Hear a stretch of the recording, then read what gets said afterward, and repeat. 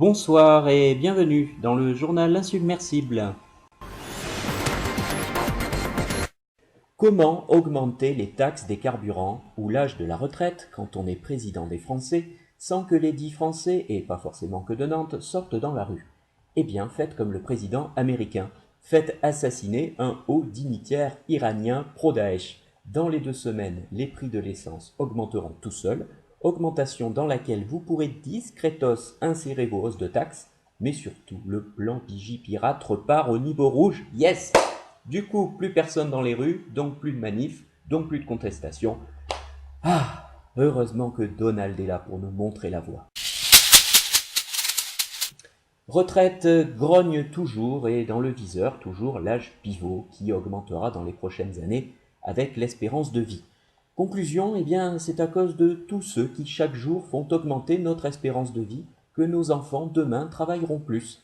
Et oui, toutes ces connasses d'infirmières qui s'occupent de nous dans les hôpitaux, ces chercheurs pathétiques qui s'obstinent dans leurs labos à tenter en vain de guérir nos maladies, sans oublier tous ces bouseux d'agriculteurs qui nous vendent des produits bio sans pesticides, et tout ça pour que nous et notre bonne vieille terre puissions vivre encore quelques millénaires de cotisations de plus.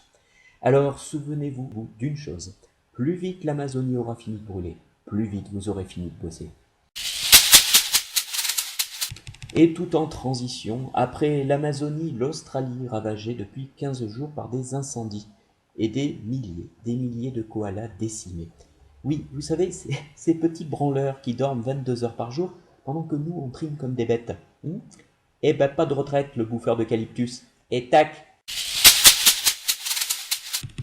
Carlos Ghosn, en attente de son procès, a donc faussé compagnie à la justice japonaise avant de réapparaître au Liban.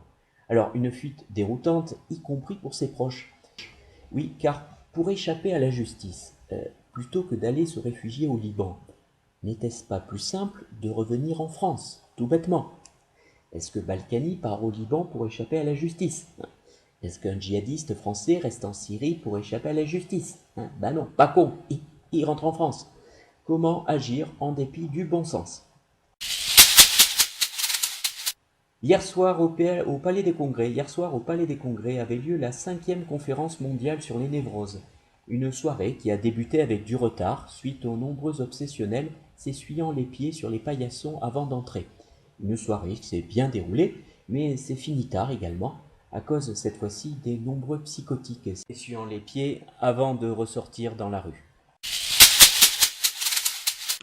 Stand-up, l'humoriste corrosif Pierre-Emmanuel Barré était sur scène hier soir. Il n'a pas prononcé une seule fois les mots pédophile et enculé. Le spectacle a duré 10 minutes.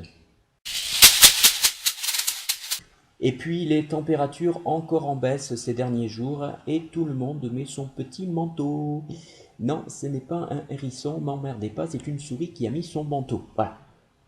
Alors, la cathédrale de Notre-Dame fait appel à votre générosité.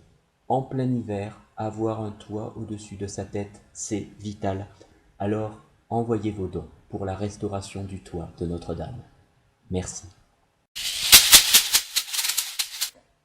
Et puis, alors que l'on reparle de la loi sur le consentement sexuel fixée à 15 ans, un âge qui fait toujours polémique, ne manquez pas ce soir, dans Reportage, le récit de Christian, 45 ans, instituteur, violé dans une maternelle un jour de carnaval par 2 élèves qui le coincent dans une salle.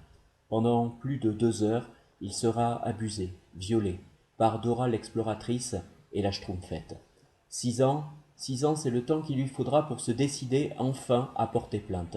La honte, une honte à laquelle s'ajoute aujourd'hui la colère, alors que ces 2 bourreaux qui rentrent au collège cette année ont été déclarés par la justice non consentantes. Ce soir donc, à 22 heures. C'est la fin de ce journal, je vous en rappelle l'information principale. Début des soldes ce mercredi et pour l'occasion, les magasins Sephora sortent pour vous, mesdames, Natural Beauty, un coffret de 8 splendides masques de beauté, car chaque femme peut être belle sans pour autant être un canon. Un masque de Scarlett Johansson, un masque de Naomi Campbell, un masque de Penelope Cruz, un masque de Bella Hadid, un masque... Allez, bonne semaine en surface. Bonsoir.